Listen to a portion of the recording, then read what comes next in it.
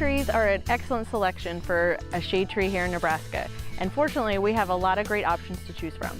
Here in Nebraska we have 7 native oak trees. We have bur oak, chinquapin, dwarf chinquapin, white oak, red oak, black oak, and blackjack. But we don't have to just stop there. We have lots of options to choose from.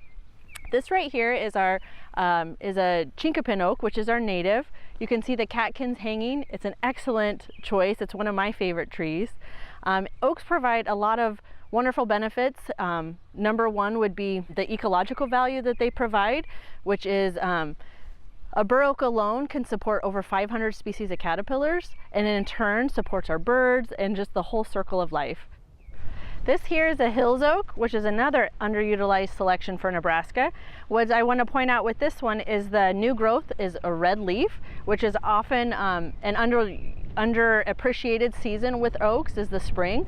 You do get the catkins that hang that look a lot kind of like little earrings, but that new growth of the red new growth is really quite stunning when it is in full force. And then we get an excellent fall color from this hills oak.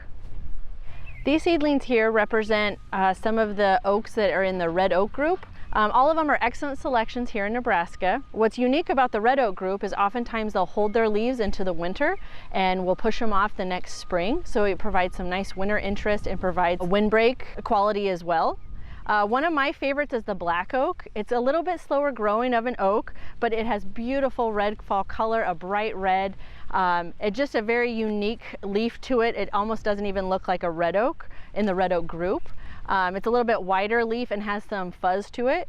The red oak, the shumard, and the scarlet oak are all very similar and oftentimes interchanged and hard to tell apart. It almost is like you have to have the acorns next to each other to be able to tell the difference, but all excellent choices, faster growing oaks.